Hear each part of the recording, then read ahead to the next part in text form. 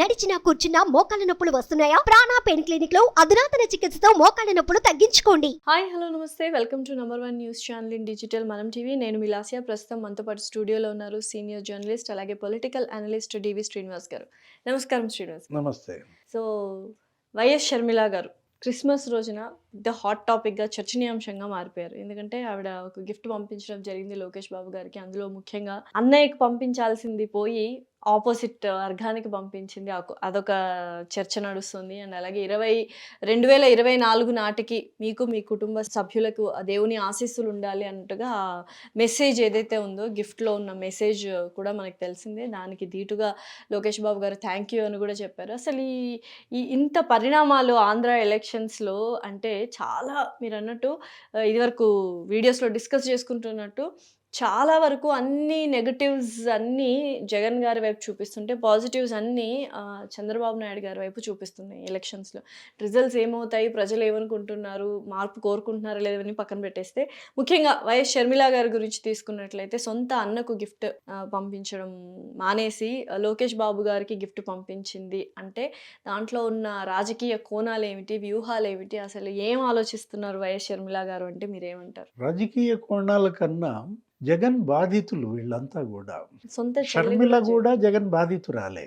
ఎందుకంటే నిర్లక్ష్యానికి గురైంది. అన్న నిర్లక్ష్యానికి గురైనటువంటి చెల్లి సహజంగానే మరి అన్న నిరాదరణ తీవ్రంగా ఉన్నప్పుడు అన్న ప్రత్యర్థి వైపు వెళ్ళటంలో తప్పే ఉంటుంది. బట్ ఎందుకు అందరినీ శత్రువులుగా చేసుకొని చుట్టుముట్టారు, శత్రువులుగా ఎందుకు చేసుకుంటున్నారు జగన్ గారు? అంటే మళ్ళీ రేపు పొద్దున చెప్తాడు, చూసారా నేను మా చెల్లిని కూడా పట్టించుకోలేదు, ఈ చెల్లెళ్ళ కోసం అంటాడు. లక్షలాది చెల్లెళ్ళ కోసం సొంత చెల్లినే వదిలేశానని కూడా చెప్తాడు. అతనేది చెప్పినా నమ్మే జనం ఉన్నప్పుడు ఆయన చెప్పేది బాగా తీయగా చెప్పడంలో అతను ఆరితేరిన వ్యక్తి. ఈ పరిస్థితుల్లో షర్మిల అది నిజం ఎందుకు అయి ఉండకూడదు? నిజమైతే ఇంతమంది దూరం కారు. ఇంతమంది అభిమానులు, ఇంతమంది కుటుంబ సభ్యులు జగన్మోహన్ రెడ్డికి ఎందుకు దూరం అవుతున్నారంటే గాయపడ్డారు. గాయపడిన వాళ్ళంతా కూడా గాయం చేసిన వాళ్ళకు దూరం అవుతారు. వైద్యం ఎక్కడ దొరుకుతుందో అక్కడికి చేరతారు. మరి తెలుగుదేశం పార్టీకి మద్దతు ఇస్తున్నట్టు ఇండైరెక్ట్ గా ఆహ్వానం పంపినట్టేనా? అంటే జగన్ బాధితులకు తెలుగుదేశం ఒక చక్కటి వైద్యశాలగా మారిందనమాట. వైఎస్ షర్మిల గారికి కూడా అంటే కొంచెం అంతే. షర్మిల గారి గిఫ్ట్ ని మనం చూడకూడదు, కాకపోతే పరిణామాలను చూడాలి. ఏది గత కొంతకాలంగా జరిగిన ఆ మార్పులను చూస్తే అది వేరు. గిఫ్ట్ ఇవ్వటం అనేది గ్రీటింగ్స్ పంపటం అది సహజం. హెరిటేజ్ నుంచి కూడా గిఫ్ట్లు వెళ్తాయి అందరికీ కూడా. జగన్మోహన్ రెడ్డికి కూడా వెళ్తుంది. ఏది చంద్రబాబు హెరిటేజ్ కంపెనీ నుంచి. ఇటువంటి కాన్వర్సేషన్ అయితే లేదు కదా. ఇంతకుముందు కూడా వీళ్ళు గిఫ్ట్ పంపినట్లు లేరు. షర్మిల గారు పంపినట్లు లేదు. ఇంతకుముందు కూడా చంద్రబాబు ఫ్యామిలీకి పంపినట్టుగా లేరు. ఇది రావటం అనేది ఇప్పుడు ఏంటంటే బ్రదర్ అనిల్ నిరాదరణకు గురయ్యాడు. షర్మిల భర్త గత 2-3 ఏళ్లుగా జగన్మోహన్ రెడ్డి పరిపాలనని ఎలా వదిలిపెడుతున్నాడో మనం చూసాం. ఆయన చేస్తున్నటువంటి ఆ క్రైస్తవ సభల్లో కూడా తనకే తన బావమరిది అపాయింట్మెంట్ 2.5 ఏళ్లుగా లేదని, మాకు సీఎం అపాయింట్మెంట్ లేదండి అని ఎవరో వాపోతే తన యొక్క బాధ ఆయన చెప్పుకున్న పరిస్థితి. ఈ ఆంధ్రప్రదేశ్ రాష్ట్రానికి బీసీ సీఎం కావాలని కూడా చెప్పాడు. ఒక పక్క బావమరిది సీఎంగా ఉంటే బీసీ సీఎం కావాలని మరి బావగారు కోరుకుంటున్నారంటే అర్థం ఏంటి? ఆయన సీఎం అవ్వాలి. ఎంత దూరం జరిగింది అనేది మనకి వాళ్ళిద్దరి మధ్య, ఆ కుటుంబాల మధ్య ఆస్తి తగాదాల, రాజకీయ వైరుధ్యాల అనేది చూసినప్పుడు కడప ఎంపీ సీట్ ఆమె ఆశించింది, అది ఇవ్వలేదు. తన బాబాయికి ఇవ్వాలని వాళ్ళు అనుకున్నారు. ఆ బాబాయ్ హత్యకు గురయ్యాడు. బాబాయ్ హత్యకు కూడా కడప ఎంపీ సీటే కారణమని ఆమె సిబిఐకి వాంగ్మూలం కూడా ఇచ్చింది. ఈ పరిస్థితుల్లో షర్మిల పూర్తిగా జగన్మోహన్ రెడ్డికి దూరం అవుతోంది. వాస్తవానికి నిన్న సెమీ క్రిస్మస్ ఆ కుటుంబం బాగా వేడుగ్గా స్వగ్రామంలో చేసుకుంటారు. ఇడుపులపాయ ఎస్టేట్కి వెళ్తారు. ఆ పులివెందుల కడపలోనే ఉంటారు కదా కుటుంబం మొత్తం, తల్లి చెల్లి 3 రోజులు అక్కడ ఉంటారు, ప్రార్థనల్లో పాల్గొంటారు. అలాంటిది షర్మిల వెళ్ళలేదు. ఇప్పుడే కాదు, గతంలో వైఎస్ జయంతి కానీ వర్ధంతి కానీ అన్నా చెల్లెళ్ళు ఎదురుపడటం మానేశారు. ఒకప్పుడు ఇద్దరూ కలిసి వెళ్ళి చక్కగా నివాళులు అర్పించిన సందర్భం మనం చూసాం, సన్నివేశం మనం చూసాం. అలాంటిది అన్న పొద్దున వెళ్తే చెల్లి సాయంత్రం, చెల్లి పొద్దున వస్తుందంటే అన్న దాన్ని మార్చుకుని మన సో సాయంత్రం మొత్తానికి వెళ్ళాడు. నిజంగానే వాళ్ళిద్దరు గొడవ పడ్డారా లేకపోతే ఇది ఒక రాజకీయ ఎత్తుగడనా జగన్ అది గారు రేపటి చేసింది ఎన్నికల్లో మనకు అనేది తెలుస్తుంది. ఆ, ఎందుకంటే రేపటి ఎన్నికల్లో జగన్మోహన్ రెడ్డి తరపున ఆమె ప్రచారానికి వెళ్తుందా? ఉమ్. చెయ్యాలి కదా. ఇంత జరిగిన తర్వాత ఖచ్చితంగా వెళ్ళదని అనిపిస్తుంది. గత ఎన్నికల్లో తల్లి చెల్లి ప్రచారంతోనే జగన్మోహన్ రెడ్డి గెలుపు నల్లేరు మీద నడకైంది. ఇప్పుడు ఏంటంటే స్టార్ క్యాంపైనర్స్గా జగన్మోహన్ రెడ్డి ఒక్కడే కాదు కదా, వీళ్ళిద్దరూ కూడా 35 బహిరంగ సభల్లో పాల్గొన్నారు. ఉమ్. ఏది దగ్గర దగ్గర 2000 కిలోమీటర్లు బస్సులో తిరిగారు తల్లి చెల్లి కూడా. అంతకుముందు ఆమె 3000 కిలోమీటర్ల పాదయాత్ర చేసింది. ఉమ్. ఎవరు? షర్మిల. షర్మిల. ఇతను జైల్లో ఉన్నప్పుడు జైలుకి వెళ్ళేమో జగన్తో ములాఖత్, పాదయాత్రలో షర్మిలతో నడవాల. ఉమ్. ఇలా జరిగింది నాయకులంతా కూడా. అవును. అలాంటి 3000 కిలోమీటర్ల పాదయాత్ర షర్మిల వైఎస్ఆర్ కాంగ్రెస్ని 15 బై ఎలక్షన్స్లో స్వీప్ చేయించింది. ఉమ్. అప్పుడు 18 ఉప ఎన్నికలు జరిగితే 15 ఎన్నికల్లో వైసీపీ గెలిచింది. అవును.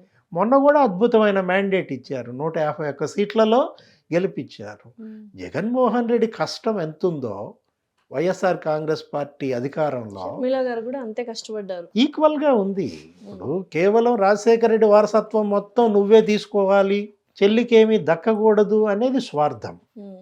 ఇది జగన్ ఇక స్వార్థానికి మరి ప్రతిరూపంగా ఎందుకు ఇంత మారుతున్నాడు. అంటే ఇప్పుడు ప్రజల నాయకుడు, రాజకీయ నాయకులు అంటే ప్రజల నాయకులు కాబట్టి ఇవన్నీ జగన్ గారికి తెలియదు అంటారా? మనము షర్మిల గారికి వ్యతిరేకమైనా కూడా, లేకపోతే ఇటుపక్క చంద్రబాబు నాయుడు గారిని జైలుకి పంపించినా కూడా, పీకే గారిని దూరం పెట్టినా కూడా ఇవన్నీ వ్యతిరేకతకు గురవుతాను, నేను రేపు వచ్చే ఎలక్షన్స్లో కష్టం అవుతుంది అన్న ఆలోచన జగన్ గారికి లేదంటారా? వాళ్ళ నాన్నకి ఆలోచన లేదా? రాజశేఖర్ రెడ్డి తన తమ్ముడిని ఎందుకు తీసుకొచ్చాడు పైకి? రాజశేఖర్ రెడ్డి కడప లోక్సభకి వెళ్తే వివేకానంద రెడ్డి పులివెంద అసెంబ్లీకి వచ్చేవాడు. రాజశేఖర్ రెడ్డి పులివెందుల అసెంబ్లీకి వెళ్తే వివేకానంద రెడ్డిని కడప లోక్సభకు పంపేవాడు. ఇలా 30 ఏళ్ల రాజకీయం జరిగింది అన్నదమ్ములది. ఆ అన్నదమ్ముల మధ్య ఉన్న సఖ్యత ఈ అన్నా చెల్లెళ్ళ మధ్య ఏమైంది? నీ చెల్లిని నువ్వే చెరగట్టనివా? నీ చెల్లికి నువ్వు వాటా ఇస్తే తప్ప? ఆస్తిలో వాటా ఇవ్వవు, రాజకీయ వారసత్వంలో వాటా ఇవ్వవా? జగన్ గారిదే తప్పు ఈ విషయంలో. అంటే ఇప్పుడు నీ చెల్లిని పణంగా పెట్టి నువ్వు అవినాష్ రెడ్డికి పార్లమెంట్ సీట్ ఇవ్వాల్సిన అవసరం ఏముంది? అవినాష్ రెడ్డికి కమలాపురం అసెంబ్లీ పంపించు, మంత్రి చేసుకో, కడప లోక్సభ ఆమెకి ఇవ్వండి, తప్పేముంది? ఇప్పుడు మీ మధ్య ఇంత దూరం ఎడం పెరగటం మీ అభిమానులు కోరుకునేదేనా? వైఎస్ఆర్ కాంగ్రెస్ శ్రేణులు కోరుకునేదేనా? నీ పార్టీకి అది బలం చేకూర్చేదేనా? తన గొయ్యి తను దవ్వుకోవటం అంటే ఇదే. సో ఇవన్నీ నువ్వు కూర్చున్న చెట్టు కొమ్మ నరుక్కోవటం. సో ఇప్పుడు ఈ వచ్చే ప్రచారం అంటే ఎన్నికల్లో ప్రచారంకి సంబంధించి వైఎస్ షర్మిల గారు ఎటువంటి పాత్ర పోషిస్తారు ఆంధ్ర ఎలక్షన్స్లో అంటే మీరేమంటారు? అది చూడాలా. వైఎస్ షర్మిల ఇవాళ మరి కాంగ్రెస్ పార్టీకి మద్దతు ప్రకటించింది. ఇంకా కాంగ్రెస్ పార్టీలో లాంఛనంగా చేరినట్టుగా లేరు. వెళ్ళి కలిశారు రాహుల్ని, సోనియాని. రాహుల్కి పూర్తిగా ఆయన ప్రధాని కావాలి, రాహుల్ మా నాన్న జీవితాశయం అనేది ఆ విషయంలో తండ్రికి పూర్తి మద్దతుతో షర్మిల ధీటుగా నిలబడింది. ఇప్పుడు ఆమెకి మరి కర్ణాటక నుంచి రాజ్యసభకు పంపిస్తారంటున్నారు. తెలంగాణ నుంచి రాజ్యసభకు పంపించడానికి రేవంత్ ఒప్పుకోడు. ఎందుకంటే రేవంత్ రెడ్డిని ఆమె తీవ్రంగా టార్గెట్ చేసిన నేపథ్యంలో అది కూడా అంత కరెక్ట్ కాదు. ఒకవేళ ఆమెకి ఇచ్చిన షరతులు హైకమాండ్ ఏముండొచ్చు? ఏపీ కాంగ్రెస్ బాధ్యతలు ఆమె తీసుకుంటుందా? తీసుకోదు. మీరు అన్నట్టు ముందే అన్నా చెల్లెళ్ళు మరీ అంత ఎడం జరుగుతారని కూడా మనం అనుకోం. ఎందుకంటే ఆ కుటుంబం వైఎస్ కుటుంబం కాబట్టి. ఒకవేళ కాంగ్రెస్ వీళ్ళను ఉపయోగించుకోవటం కోసం సోనియా జగన్ వేలుతో జగన్ కన్ను పొడవాలనుకుని షర్మిలను గనక ఏపీ కాంగ్రెస్ అధ్యక్ష పదవి ఇస్తే ఏం జరుగుతుంది? వైఎస్ఆర్ కాంగ్రెస్ చావు దెబ్బతింటుంది. ఎందుకని? వైఎస్ఆర్ కాంగ్రెస్లో అసంతృప్తులంతా షర్మిల పంచ చేరతారు. ఈయన టికెట్ ఇవ్వనాళ్ళంతా అటు చేరతారు. ఇతని బాధితులంతా కూడా షర్మిల వైపు వెళ్ళి కాంగ్రెస్ బలం పుంజుకుంటుంది. ఇప్పటిదాకా జగన్ ఎవరు చెప్పులేసుకు నడుస్తున్నాడు? కాంగ్రెస్ చెప్పులేసుకు నడుస్తున్నాడు. ఇవాళ జగన్ ఓట్ బ్యాంక్ అంతా ఎవరిది? కాంగ్రెస్ ఓట్ బ్యాంక్ ఇటు షిఫ్ట్ అయిపోయింది. మళ్ళా జగన్ ఓట్ బ్యాంక్ అంతా కాంగ్రెస్ గనక మళ్ళితే వైఎస్ఆర్ కాంగ్రెస్ ఇక అంతర్ధానం అయిపోతుంది. విచ్ఛిన్నం అయిపోయి అంతర్ధానం అయిపోతుంది. చూద్దాం సార్ మరి నిజంగానే మీరు అన్నట్టు ఎలక్షన్స్లో ఎవరి వ్యూహాలు వారివి, ఎవరి ఎత్తుగడలు వాళ్ళవి, వ్యూహాలకు ప్రతి వ్యూహాలు రచిస్తున్నారు.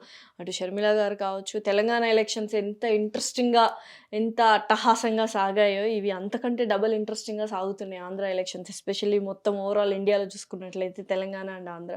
చూద్దాం సార్ మరి వేచి చూడాలి. Thank you so much. నమస్తే.